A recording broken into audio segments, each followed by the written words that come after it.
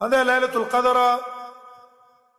راجع قول دار چې دا په رمضان کې دا رمضان کې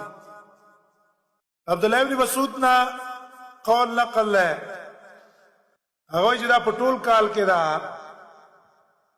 ابي رضی الله عنه ته چاویل چې عبد الله ابن مسعود ته سی وایي هغه الله دې په دې باندې رحم وکړي دا غرض دا دی چې دا انسانان ټول شپه د الله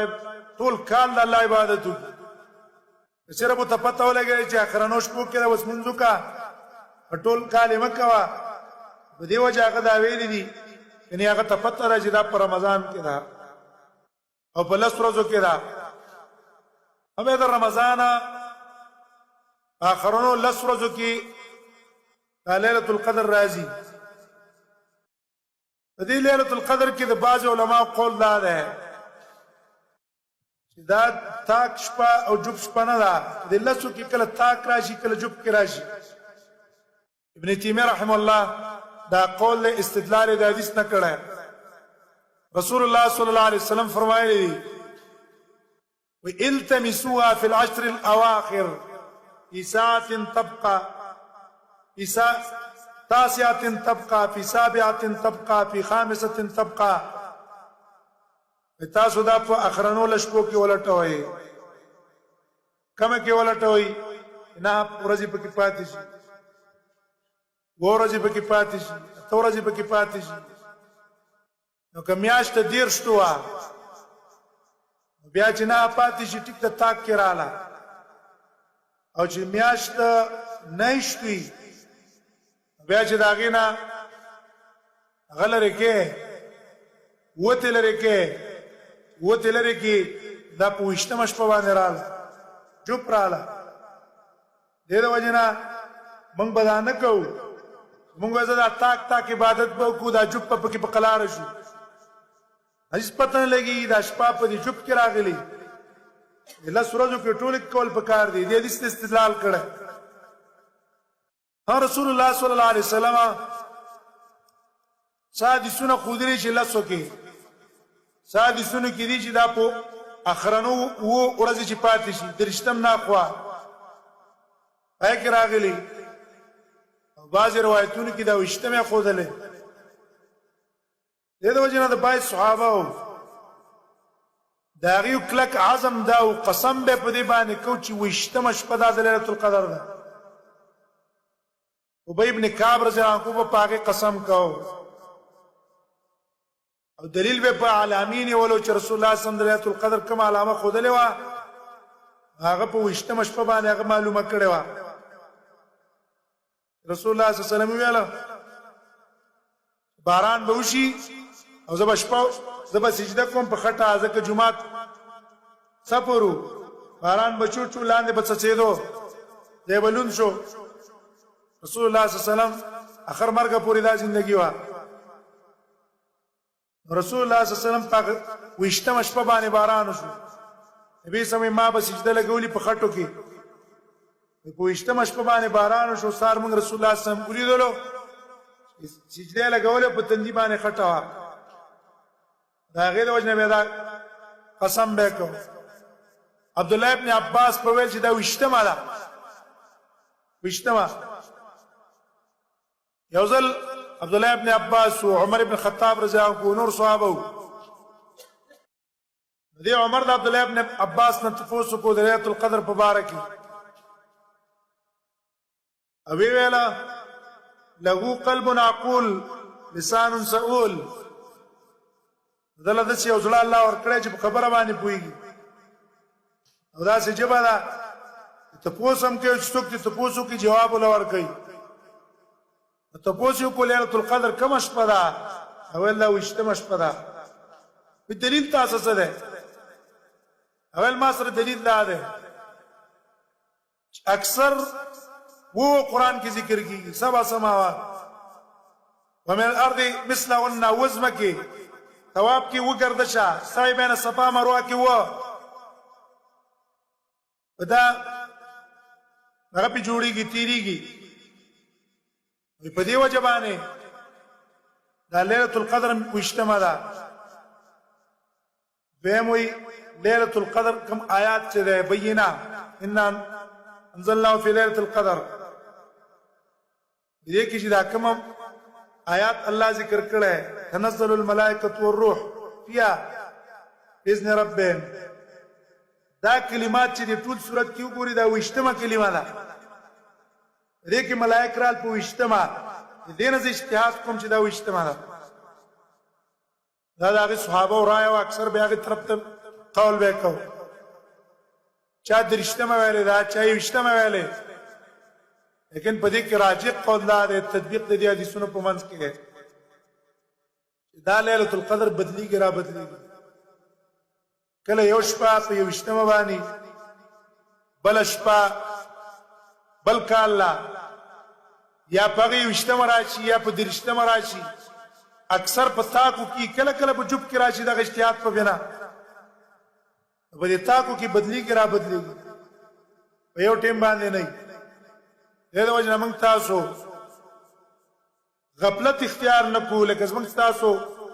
ماحول کې دا ده اول د رمضان دا ټول جمعتونو کې دا هر سپیکر لګیاوي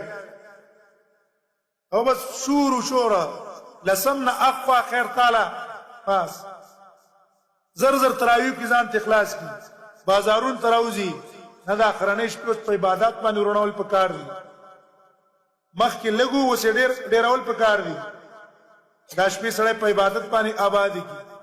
کی رسول الله صلی الله علیه وسلم کوله. ان ليله القدر چا معلومه کو که چا معلومه نکړه چې عبادت په کېو کو دا د خیر والا ده.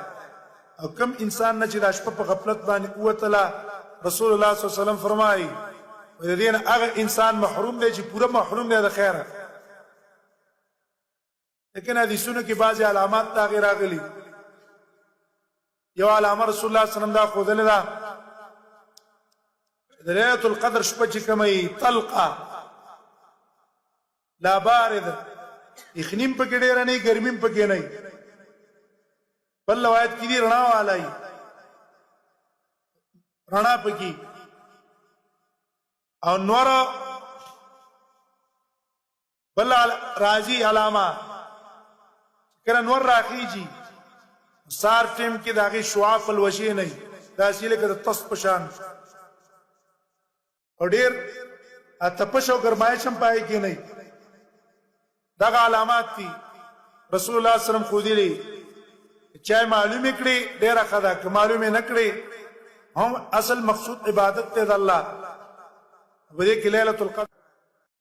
هغه د رمضان په اخرنۍ کې یو خصوصیت هغه ده چې د کې او شپه راځي چې ایت ليله القدر وایي. او ليله القدر دا داسې یو شپه ده چې الله دې له داسې خصوصیات ورکړي چې نور شپو نه دي ورکړي. ليله القدر ته خو یاد دي د وجه نه وایي دا شپه ډیره مکرمه عزتمند ده، قدر نه ماخوذ ده، احترام ته عزت ته وایي. دا عزت مېشت ده کې خصوصیات دې د ګرستي بیانو. او یا قدر ضيق نه ده تنگسیات وایي. دا شپه ليله القدر زکه وایي بدون مقدار کې ملائکه اسمان نه راکوشي چې د ازمکه ته تنگ شي. نظر الملائکه فيها والروح ملائکه پکې راکوزيږي، جبريل هم راکوزيږي. ودې شپه باندې دون ملائکه راشي چې ازمکه داغه نه تنگ شي. نو دغه ته قدر وایي. یا قدر د تقدیر نه ده. دې شپه کې د انسانانو د ټول کال تقدیر لیکل کېږي. یو د ټول عمر تقدیر ده، یو د کال ده، یو د هفته ده. نو عمر د ټول کال تقدیر ده په وخت پیدایش کې لیکل شي. کله چې صاحب کې چول کېږي بیا هر کال د انسان باندې کوم حالات راځي هغه را جدا کړی شي په دې شپه د ليله القدر باندې. بیا اب تک چې دا کم کارونه کوي دا ته را جدا کړی شي. یا یفرق كل امر حکیم زیارت پورز باندې را جدا کیږي. دیو جن دې ليله القدر وایي. هغه دې ليله القدر فضائل الله دې شپې له ورکړي نور شپو لا غ فضائل نشتا یو فضیلت دا ده چې په دې کې الله تعالی قرآن نازل کړی ہے یا ټول قرآن مخکې د عبد الله ابن عباس قول هم تاسو اورېدلی چې دا قرآن الله یو ځل د لوح محفوظ نه نازل کړی دی اسمان د دنیا ته دلته یو کور دی ته بیت العزه وایي په یو ځل باندې د اسمان نه هلته راغی دا په لیلة القدر کې وشو او د هغې نه لږه حصه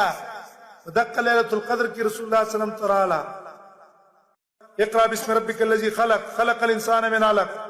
دا هم په دقه شپه کې راغله په لیلة القدر کې هم راغلی او لږ هم په لیلة القدر کې راغلی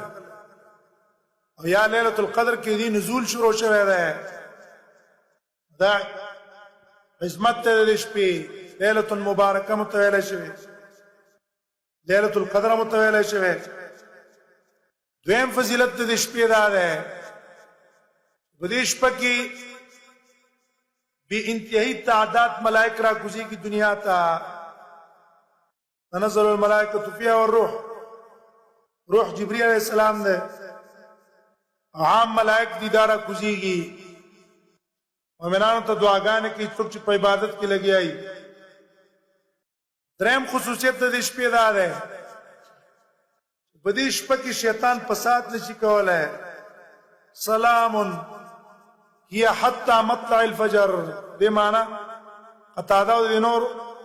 نقل سلام معنا دا چې په دې شپه باندې شیطان شرارت نشي کولی فساد نشي کولی دغه ټوله علاقه د ملائکو نه ډکوي